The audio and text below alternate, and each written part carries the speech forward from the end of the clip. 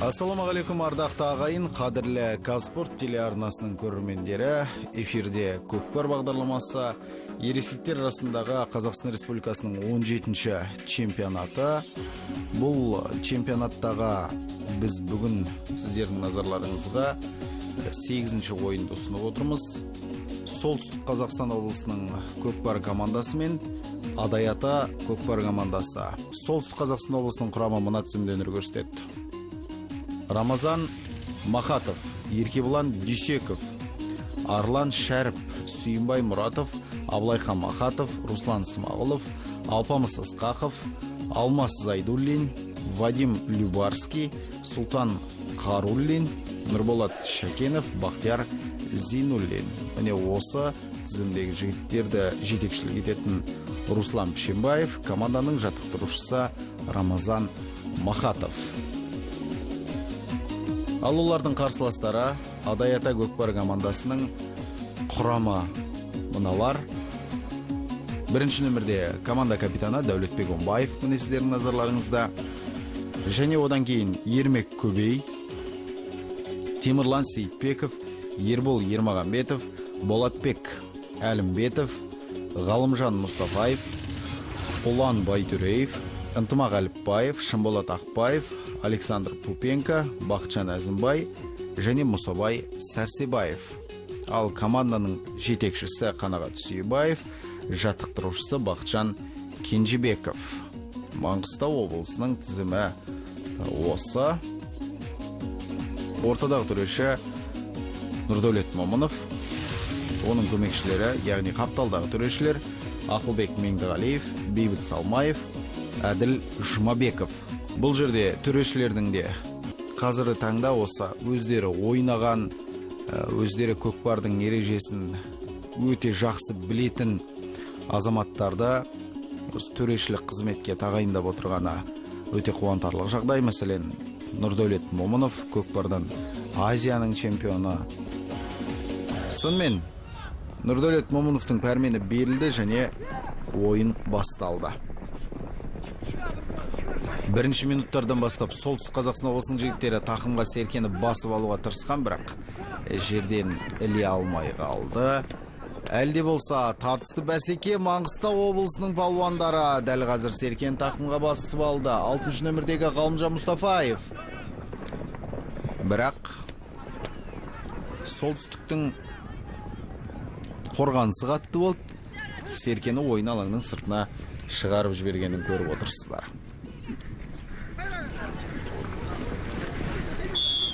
Бәсеке ортадағы шеңбердегі жекпе-жек сайысымен жалғасады. Еркебұлан Дүйсеков пен Мұсабай Сәрсебаевтың арасындағы тартыста тамаша кездесу, жекпе-жек. Еркебұлан Дүйсековтың астындағы жирен, қарасаңыздар, өте тамаша қозғалады. Жекпе-жектің нағыз сәйгүлік екенін көрсетіп тұр. Басын тік ұстап және шабуыл жасауға болады қазір Еркебұлан Дүйсековке. Жекпе-жекте әдемі өнер көрсетті. Міне тізгінді бұрып алып, доданың қақ ортасын жарып өтуге атының қауқары жетем екен. Қараңыздар, қандай тартысты бәсеке. Қамшыны басып сәйгүлікке.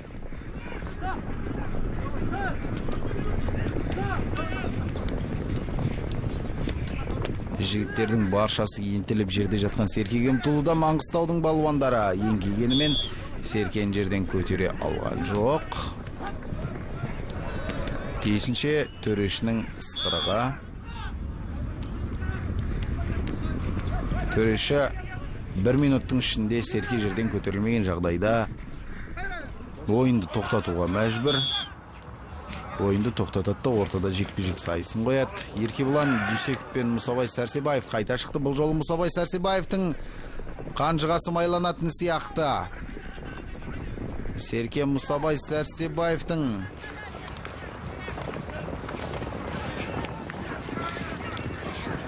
тақымында қандай тартыс, қандай талас десеңші.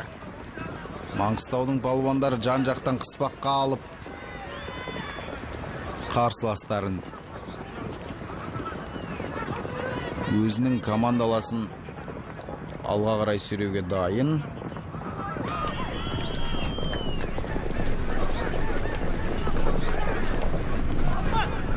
Міне тамаша, Солтүстік Қазақстан облысының палуандары Серкені тартып алып қазір шабуылға бастаған сәті. Бұл керемет мүмкіндік еді ғой. Серкені нақты есептей алған жоқ. Аттың екпінін бағамдай алмады. Міне қазір мүмкіндік, және бұл салым жоқ. Төрешінің салым жоқ деген белгісін көрдіңіздер. Яғни Серке шеңбердің жиегіне тиіп қалған. Енді ортада жалпы командалық тартыс өрбейтін болады. Қайталап көріністе қараңыздар, қалай Серкені тастап еді, бірақ аттың тұяғы жаншып шығарып жіберді. Төрешінің қол бұлғағанын көрдік. Ортада жалпы командалық тартыс. Көкпар ойынның жаңа бағдарламасы, яғни жаңа ережесі бойынша шеңбердің жиегіне тиіп жатып салым саналмаған жағдайда, онда жалпы командалық тартыс сол шеңбердің түбінде болады. Әрбір команда өзінің алаңына қарай тартады. Өз алаңдарында шеңбер сызылған, сол шеңбердің түбінде әр команданың ту ілініп тұр. Сол туға барып Серкені тастауға тиісті.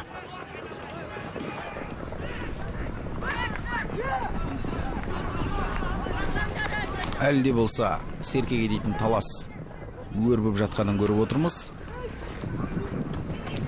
Әзірге нақты мына палуанның тақымында кетті деп айту қиын. Александр Пупенко тақымға басты Серкені. Қазақстан Республикасының ұлттық құраманың сапында өнер көрсететін ойыншы.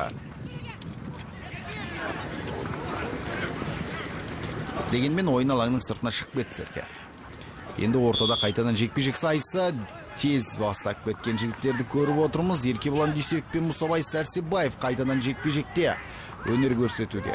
Біріншісінде Еркебұлан Дүйсековтың мерейі үстем болса, екінші жекпе-жекте Мұсабай Сәрсебаев Еркебұланның алдын орап кеткен болатын. Бұл жолы асықпай Еркебұлан Серкені жерден көтергенмен қайтадан түсіріп алды. Оны Мұсабай Сәрсебаев көтеруге мүмкіндігі жетпегенін көріп отырмыз.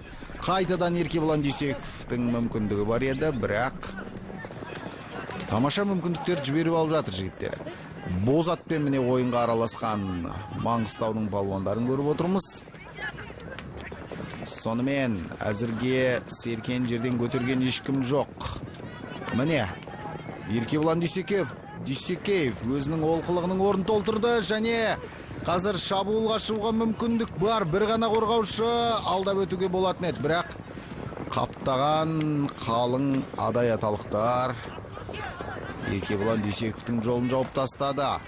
Сонда да кіші шеңбердің түбінде өз шеңберіне қазір Серкені тастап есепті алға озуға болады.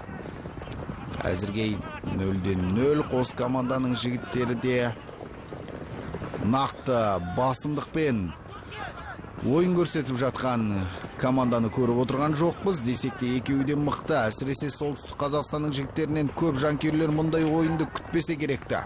Еркебұлан Дүйсековтың тақымында Серке. Еркебұлан Дүйсеков ойын алаңның сыртына шығып кетті. Енді ортада қайтадан жекпе-жек сайысы болады. Еркебұлан шаршап қалмаса осы жол қайтадан шығуға тиісті.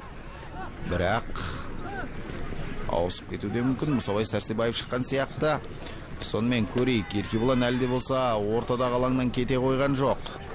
Нұрдәулет Момыновтың баста деген пәрменін күтудеміз, және басталды жекпе-жек. Қайтадан Еркебұлан мен Мұсабайдың арасындағы жекпе-жек. Еркебұлан жекпе-жектердің саны бойынша Мұсабайдан алда тұр қазір.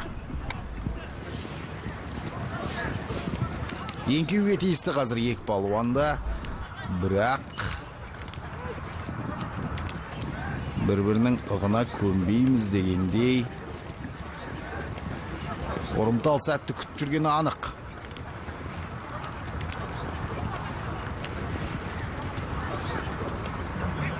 Міне, Еркебұлан Дүйсеков еңкейген болатын, бірақ мүмкіндікті жіберіп алды. Аттың бауырына жата жастанып кеп Серкені тақымға басуға мүмкіндігі бар Еркебұлан Дүйсековтің, бірақ ойын алаңның сыртына шығып кету қаупі бар. Және төрешінің ысқырығы. Серке ойын алаңның сыртына шығып кетті. Сәл ғана қалды. Аттың тізгінін сәл кішкене ертерек тартқан кезде бәлкім бұл шабуыл қауіпті болар ма еді, кім білсін. Бұл әрине спорт, бұл көкпар. Кез келген сәтте әртүрлі жағдай орын алуы мүмкін. Жігіттердің баршасы да қауіп қатерге бастығып алаңға шығатынын өздеріңіз жақсы білесіздер. Өлім мен өмір қатар жүретін бәсеке деп нақты айтуға болады. Дегенмен де қазіргі таңда ұлттық спорт түрлері қауымдастығы Қазақстан Республикасы Мәдениет және спорт министрлігі бекіткен ереже бар. Сол ережеге сәйкес баяғы қауіп қатердің көбін алып тастады. Мәселен, атты жетектеп додадан алып шығу қазіргі таңда жоқ. Ол да бір қауіптің бетін қайтаратын дүние. Қала берді осындай жекпе-жектің кезінде еңкейген жағына қарай, палуанның еңкейген жағына қарай соғуға мүлдем тыйым салынады. Ол кезде 5 минутқа ойыннан шеттетеді. Және ойынның арасында келіп аттың екпінімен кеп қатты шабуылды бұзуға болмайды.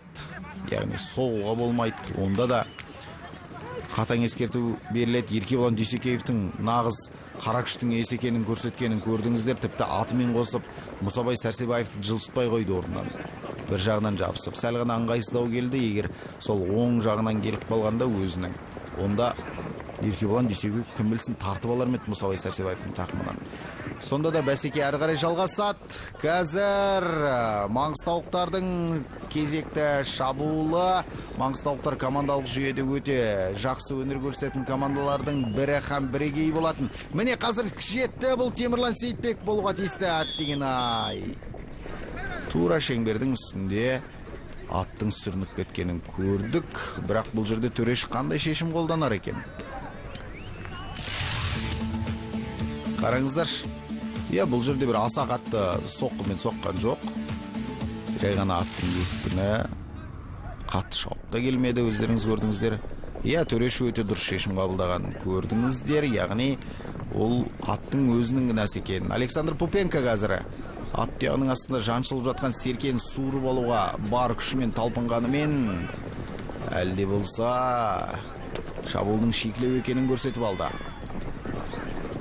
Солтүстік Қазақстанның жігіттері Серкеге еңкейіп көтеріп алғысы келген, алайда ол мүмкіндікті жіберіп алды. 1 минут уақыт беріледі. Қазір ертерек алмаса Серкен жерден, онда төрешінің ысқырығы естіліп қалуы мүмкін. Сондықтан қос команданың жігіттері барынша тырысып жатыр. Міне Маңғыстау облысының палуандары Серкені жерден көтеруге неге күштері жетпей жатыр екен. Төрешінің ысқырығы айтып ауызжылғанша естілді. Демек, ортада жекпе-жек сайысы болады. Жекпе-жекке Мұсабай Сәрсебаев пен Еркебұлан Дүйсеков қайта шығам екен. Көрейік, Мұсабай Сәрсебаевтың жекпе-жек алаңында тұрғанын көрдік. Мұсабай мен Еркебұлан Дүйсеков екеуі де жекпе-жектен шаршамайды екен. Әрине, Еркебұлан Дүйсековтың астындағы аты да өзі де жекпе-жекте өте мықты екенін көріп отырмыз.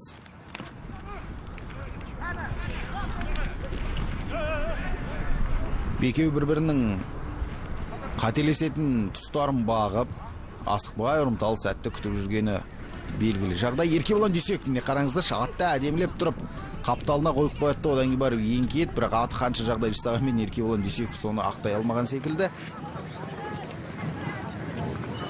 Еркебұлан Дүйсековтің аты құлағанша жантаятын көріп отырмыз. Және тұрағап қайтадан жекпе-жекке кірісіп кетті. Қалай дайындаған? Міне солтүстік Қазақстанның еңбегінің жемісі осы болса керек.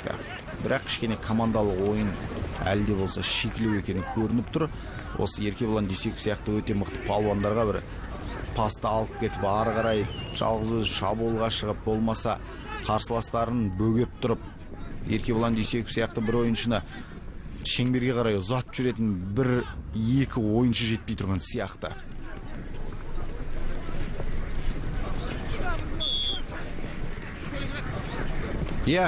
Жекпе-жекке берілген 2 минут уақыт аяқталды. Төрешінің ысқырығы атты адам дауысқанын көрдік. Руслан Смағұл мен Темірлан Сейітбеков қазір жекпе-жекке шықты.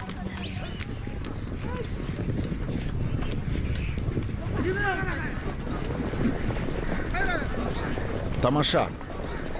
Темірлан Сейітбеков қазір Серкені жерден көтеріп қазандыққа қарай жақындап келе жатқан сәті және жеке дара шықты. Бұл салым. Керемет. Қақ ортасына түскен Темірлан Сейітбеков осылайша өзінің шебер ойыншы екенін дәлелдеп отыр. Таныстыра кетейік, құрметті көрермен. Темірлан 1992 жыл туған, астындағы тұлпары Оди. Жекпе-жекке шығатын осы Маңғыстаудың ең мықты аттарының бірі. Қазір таңда үздік 5 ат болатын болса, осы жекпе-жекке шығатын. Соның ішінде бар бұл Оди. Лазермен, мынау Алматы облысының Байторысымен кәдімгі текетірес ойын көрсетіп жүрген аттардың бірі Оди. Темірлан Сейітбеков, құрметті көрермен, Жамбыл облысының ойыншысы. Жамбыл облысында Қаратау деген ауыл бар, сол жерден шыққан жігіт. Оның әкесі Бақыт Сейітбеков те өте атаңызға айналған көкпаршы болған. Міне тамаша тағы бір шабуылды жасаған маңғыстаулықтар, бірақ бұл салым болып саналған жоқ. Яғни Серкенің шеңбердің сызығының жиегінде жатқанын сіз де мен де анық көріп жатырмын.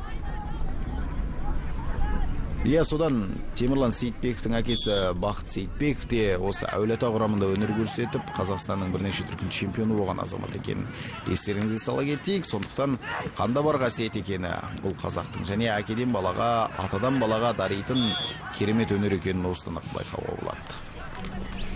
Ортадағы төреші Нұрдәулет Момыновтың әкесі Нәби Момыновтың өзі, Нәби Момыновтың әкесінің өзі, оның арғы аталарының баршасы да осы көкпар шапқаны Жамбыл облысының төңірегіндегі, тіпті бүкіл Қазақстанның барлығына айқын дүние екені өздеріңіз жақсы білесіздер.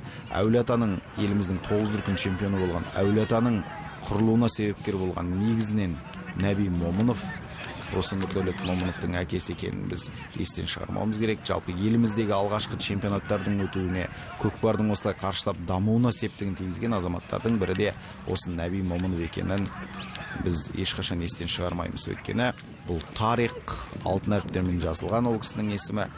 Бұл көкпар біздің рухымызды қайрап, жігерімізді жасытпайтын, еңсемізді тіктейтін, намысымызды қайрайтын нағыз ұлттық ойынымыз. Қазіргі таңда белең алып, ұлттық спортқа айналып, бұл спорттың түрінен Азия чемпионаттары, әлем чемпионатының өтіп жатқандығы бұл әрбір қазақтың көкірегіне қуаныш сезімін ұялатауы тиіс деген ойымыз жасырмаймыз. Руслан Смағұлов пен Темірлан Сейітбековтің арасындағы жекпе-жек. Темірлан Сейітбеков жаңа ғана осылай жекпе-жекте жеңіп шығып, яғни Серкені тақымға басып, сол шыққаннан шабуылды соңына дейін апарып тамаша салымға ие болған спортшы екенін өздеріңіз жақсы біліп отырсыздар. Десек те бұл жолы Темірлан Сейітбековтің әлгіндегідей қарқыны жоқ, яғни дұрыс сәтті тосып тұрған сияқты. Көрейік қалай болар екен. Еркебұлан Дүйсеков қазір Серкені жерден еңкейіп алды да әрі қарай шабуылға шыққан сәтіне көріп отырмыз. Бұл қалай болар екен. Міне өтуге шақ қалып тұр, бірақ қараңыздаршы, қандай тартысты бәсеке, қандай қорғаныс, қандай шабуыл. Еркебұлан Дүйсеков құрды бір Месси сияқты бұл жерде. Ар айналып өтіп, бер айналып өтіп, додан жарып кетіп, қорғаушылардан қалай қашады. Серкенім мына оң тақымына бір ауыстырып, сол тақымына бір ауыстырып. Шіркін-ай, нағыз палуанның өнерін көрсетіп жатыр. Батырға оң солы бәрібір деген осы. Бірақ мақтағанымыз соңына дейін бұл шабуылды жеткізе алмады. Серкені жерге түсіріп алды. Өкінетін ештеңе жоқ. Әлде болса бәсекенің көркін қыздыруға мүмкіндік бар. Бұл әлде бірінші кезеңі бәсекенің. Маңғыстау облысының жігіттері Серкені тақымға басты. Бұл Александр Пупенко болуға тиісті. Және тура шеңбердің үстінде бұл салым. Александр Пупенко бұл салымның авторы. 1988 жыл туған, астындағы тұлпары қозы күрең. Осы қозы күреңмен өте керемет ойын өрнегін көрсетіп жүрген бірден бір спортшылардың бірі десек болады Александр Пупенконы. Александр енді Астана қаласының тумасы, ұлты украин болса да, осындай қазақтың ұлттық ойынының керемет өрнегін көрсетіп жүрген палуан. Бірінші кезең осылайша өз мәресіне жетті. Бар жоғы 2 салым, 2 салымда Маңғыстаудың еншісінде 2-0 есебімен Адай ата алды.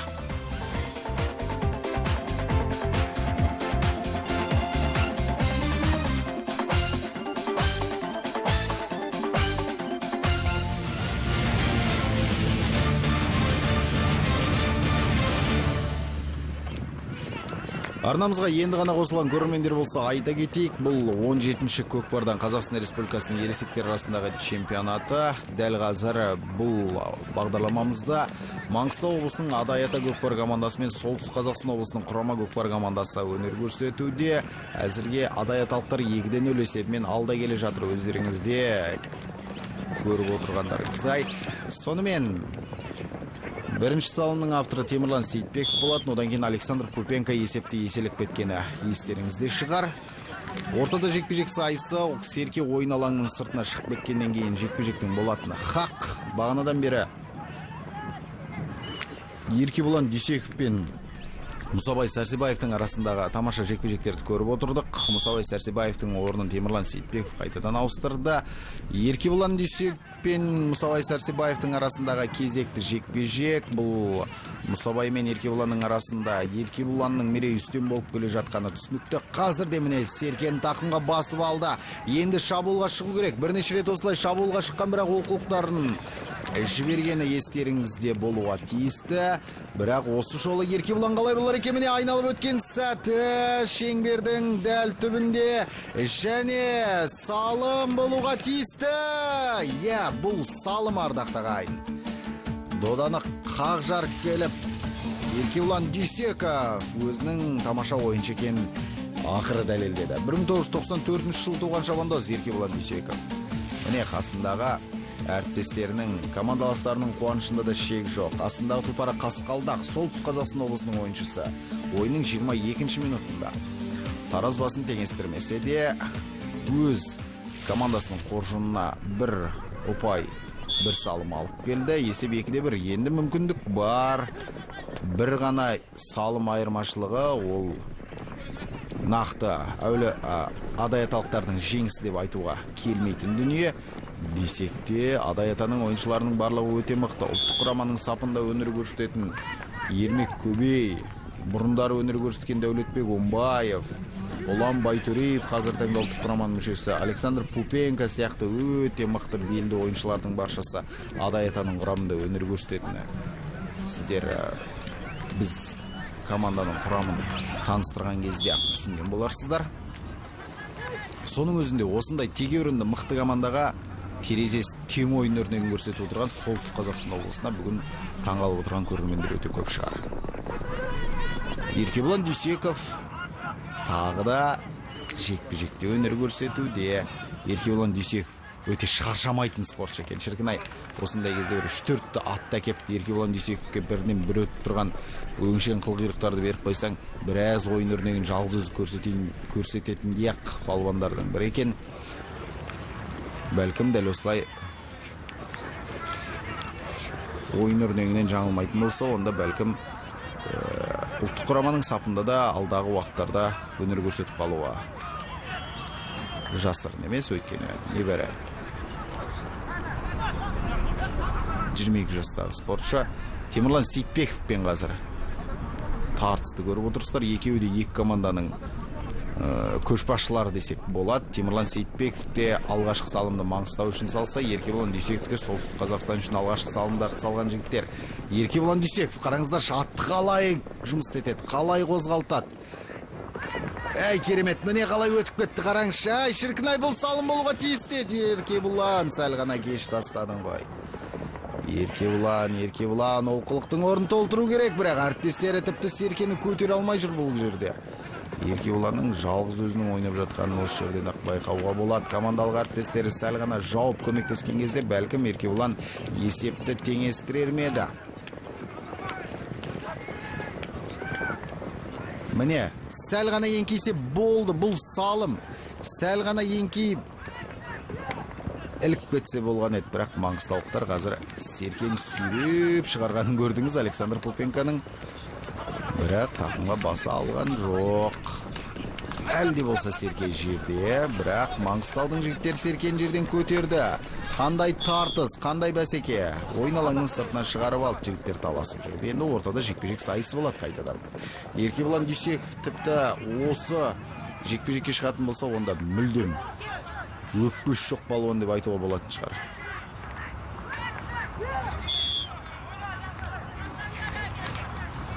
Иә, қайтадан жекпе-жекте шаршамайтын ойыншы екен расында да.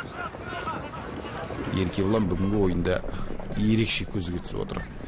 Жалпы солтүстік Қазақстаннан, Павлодардан бұлай жарқ етіп, найзағайдай болып көзге түсетін спортшылар өте аз ғой. Міне сол олқылықтың орнын толтырып Еркебұлан Дүйсеков солтүстік Қазақстан облысының сапында қалай ойын өрнегін көрсету керек екенін көрсетіп жатқан сияқты. Әлде болса Серкеге талас. Маңғыстаулықтар қазір Серкені жерден көтеріп алды. Александр Пупенко. Александр Пупенконың тақымында Серке. Ал Саша басты шабуылға қарай. Сашаның астындағы қозы күреңді өте жылдам сайгүлік екен, өздерінің жақсы білесіздер. Қараңыздар қалай қосып бара жатыр. Қазір өздерінің шеңберлерінің тұсына жақындаған сәтте қорғаныстың да күшейе түскені белгілі. Сашаның жылдамдығына қозы күреңге қанша дегенмен жетіп алды астындағы солтүстік Қазақстан облысының сайгүліктері. Әлде болса Саша қайтар емес. Александр Пупенконың тақымында Серке. Қорғаныста қалай ойнайды солтүстік Қазақстан облысының жігіттері. Саржал айғырда керемет өнер көрсетіп жатқанын көріп отырмыз. Александр Пупенконы жан-жақтан тартып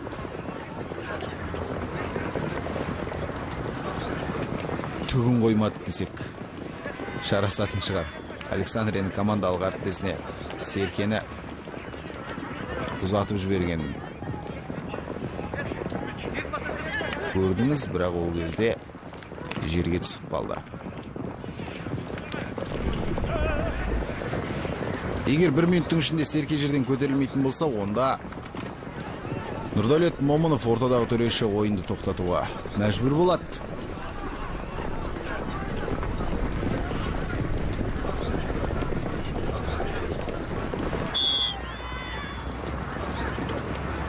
Маңғыстаулықтар Серкені жерден көтеріп алам дегенше төрешінің ысқырығы естілді. Ортада енді жекпе-жек сайысы.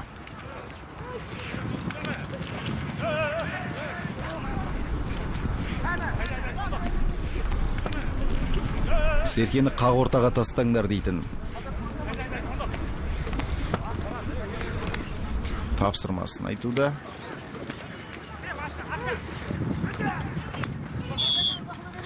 Жекпе-жек басталды.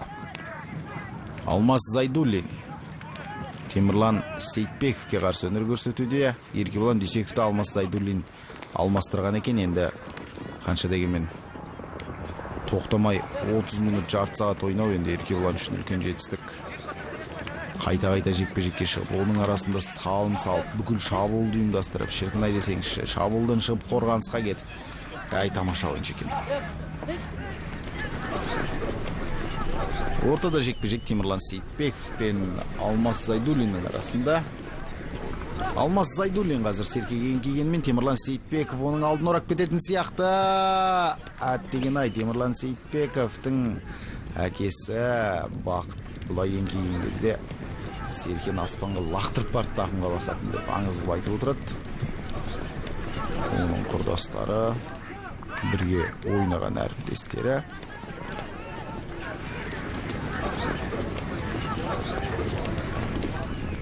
Темірлан Сейтбеков міне Серкені жерден көтерді де тақымға басуға дайын және тақымға басты. Бұл шабуыл. Темірлан Сейтбеков қалай болар екен?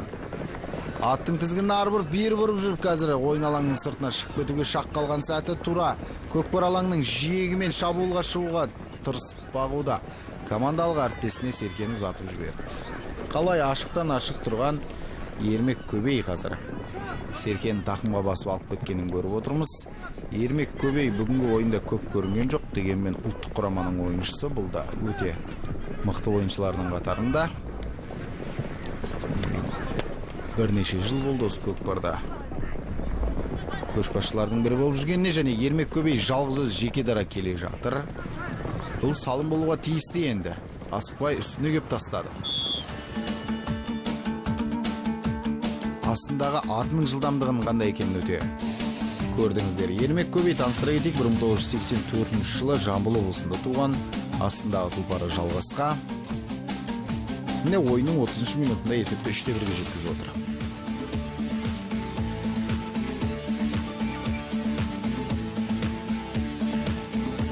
Әлі бәсекенің жалғасуына 10 минут уақыт бар. 2 салым айырмасымен маңғыстаулықтар алда. Адай атаның жігіттері әрі қарай есепті еселей алар ма екен? Әлде Солтүстік Қазақстан облысының қарқынды шабуылдары бұларға тойтарыс беріп, жеңісті жұлып ала ма? Оны алдағы 10 минуттың еншісіндегі сұрақ екені белгілі. Сонымен маңғыстаулықтар тағы да шабуылға шығуға дайын. Қорғанысты қараңыздар. Жатып ап, аяқпен тартып, аяқты тіреп, қолмен тартып кешіріңіздер. Солтүстік Қазақстанның жігіттері доданың арасында қалып кеткен атын ала алмай жүргесір. Әй азамат екен, нар жігіт екен, мені ешкімге берген жоқ. Әлде болса қауым додамен бірге ілесіп шабуыл жалғастырып келе жатыр маңғыстаулық Адай атаның палуаны. Бәсекенің аяқталуына да көп уақыт қала қойған жоқ десек те, соңына дейін өліспей беріспейтін ойын екенін өздеріңіз жақсы білесіздер дәл осы көкпардың. Нақты жеңімпаз әзірге анық емес. 2 салым дейтін жетіп алуға түк емес. 2 минуттың ішінде салына салатын дүние. Егер сәті түсіп тұрса. Сондықтан Адай атаның жігіттеріне де босауға болмайды. Белбеуді шешіп ойынға кірісу дейтін ол үлкен қателіктердің бір екенін өздеріңіз жақсы білесіздер. Сондықтан белді бекем буып барып, білекті сыбана кіріскен әлде қайда нәтижелі болмағын маңғыстаулық жігіттердің баршасы да өте жақсы білет. Қазір тағы да Бозайғыр мен Дәулетбек Омбаев бастады шабуылда, және кіші шеңбердің өздерінің шеңберлерінің түбінде бұл салым болуға тиісті. Енді ешкім жоқ. Дәулетбек Омбаев. Керемет салым. Таныстыра кетейік, Дәулетбек Омбаев 1975 жыл туған шабандоз. Астындағы тұлпары Ақтау. Жамбыл облысының ойыншысы. Жамбыл облысының тумасы, Адай ата көкпар командасының ойыншысы. Ойынның 34 минутында есепті 4-1-ге жеткізді. Енді қауіп бар. Солтүстік Қазақстанға жеңілуі мүмкін. Небәрі 5 минут уақыт қалды. 5 минутта 3 салымды салуға әрине болады ғой, бірақ қоған маңғыстаулықтар жол бере қояр ма екен? Солтүстік Қазақстанның жігіттері асықпай барып Серкені ойын алаңының сыртына алып шығып кетті. Ондағы да бір мақсаттары бар шығар. Еркебұлан Дүйсеков Серкені ортадағы жекпе-жектен басып алсын дегендер болуға тиісті. Сонымен көрейік, ортада жекпе-жек сайысы. Тағы да Еркебұлан Дүйсеков пен Мұсабай Сәрсебаевтың арасындағы жекпе-жек. Еркебұлан Дүйсеков тағы да Серкеге жақын. Қазір Мұсабайдың тағы бір шабуылын күтетті. Сол кезде атының қапталымен тірей қойып Серкеге еңкейе қалатыны түсінікті жағдай болды. Оның өзінің ойын ережесіндегі тактикасы да солай сияқты Еркебұлан Дүйсековтың. Еркебұлан Дүйсеков Серкені жерден қалай алар екен? Әлде Мұсабай Сәрсебаев оның алдын ұрап кете ме? Оны дәл қазір біз көретін боламыз. Қазір Мұсабай Сәрсебаев шықты. Ортаға Серкеге еңкейген сәтте Темірлан Сейітбеков аттың күшін әдемі пайдалана білді. Ақырын ғана анық басып Серкеден алыстатып жіберді. Еркебұлан Дүйсеков міне еңкеген сәті және Серкені жерден көтеріп те алды. Енді шабуылға шықты Еркебұлан Дүйсеков. Қараңыздар, қандай тамаша шабуыл және жалғыз өз келе жатыр. Бұл салым болар ма екен? Міне қазір тағы да мүмкіндік және қараңыздар, қандай қорғаныс маңғыстаулықтардың тарапынан. Еркебұлан Дүйсековті бір жан-жағынан қоршап алатын болмаса, жолын ашып беретін командалық әріптестері болса ғой дейсің осындайда. 3 маңғыстаулық ойыншының арасында Еркебұлан Дүйсеков жалғыз өз Серкені тақымға басып тұр. Ой, шіркін азамат-ай. Иә, төрешінің ысқырығы естілді. Серке ойын алаңның сыртына шығып кетті. Әзірге есеп 4-1. Маңғыстау облысының Адайата көкпар командасы алда келе жатыр. Нұрдәулет Момыновтың баста деген пәрмені ортадағы Еркебұлан мен Темірлан Сейітбековтің арасындағы жекпе-жекті бастап кетті. Еркебұлан Дүйсеков қайтадан өзі ойынға кіріскенін көріп отырсыз. Жаңағы жекпе-жектен бастап сәл ғана бір 2-3 минут үзілісте демалып алды. Сол демалып алғанның өзінде маңғыстаулықтар бір салым салып кеткенін көрдіңіздер. Енді қанша дегенмен өте тәжірибелі командалардың бірі ғой. Үздік үштіктің қатарында жүр Қазақстан Республикасының чемпионаттарында. Сондықтан қазір батыстың командаларымен ойнауға болмайды.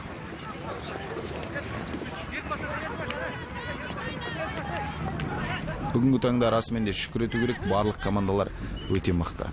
Міне солтүстік Қазақстан облысы ешкім елемейтін командалардың бірі, бірақ қазір қандай ойын өрнегін көрсетуде. Маңғыстаулықтардың өзін тентіретіп жүре жаздады. Бұрын тек Жамбыл мен Шымкент болатын, қазір таңда осы Маңғыстау бар, Атыраудың Нарыны бар, Алматы облысының Үшқоңыры бар. Өте тамаша.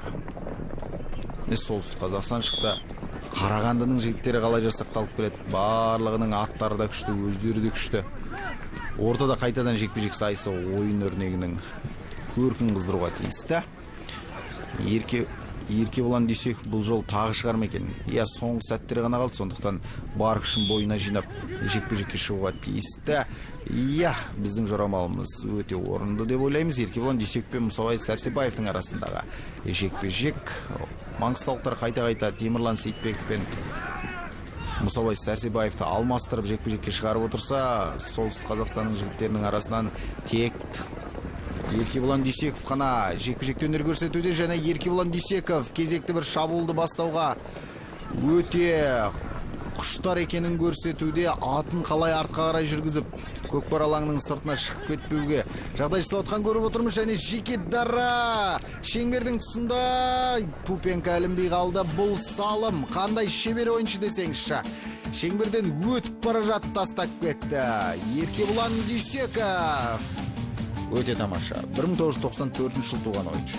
Астындағы тұлпары қасқалдақ. Солтүстік Қазақстан облысының ойыншысы ойынның 40 минутында соңғы сәттерінде бір салымды салып, міне Александр Пупенконы қалай қалдырып кеткенін көрдіңіздер. Александр Пупенко қанша созылғанымен де Серкеге жете алмай қалды. Қазір төрешінің ысқырығы естілуге тиісті. Ойынның соңғы сәттері ғана өрбуде. Маңғыстаулықтар сонда да қайтар емес. Еркебұлан Дүйсековтың соңғы салымы өте тамаша болған өздеріңізде көрдіңіздер. Есеп 2-4. Адайатаның ұжымы жеңіп келе жатыр. Міне төрешінің ысқырығы да естілді. Осылайша ойын өз мәресіне жетті. Спортшыларға берілген 40 минуттың ішінде тамаша ойын өрнегін көрсеткен үшін Адайата ұжымының мен Солтүстік Қазақстан облысының көкпар командасына айтар алғысымыз өте шексіз. Бұл көкпар бағдарламасы, бағдарламаның режиссерлары Руслан Дәулетов, Жарқын Барақбаев және Нұрсұлтан Темірханов, ал комментатор өздеріңізбен бірге әдеттегідей Қайырхан Мәулен. Жеңісті күндеріміз көп болсын дейміз. Аман сау болыңыздар.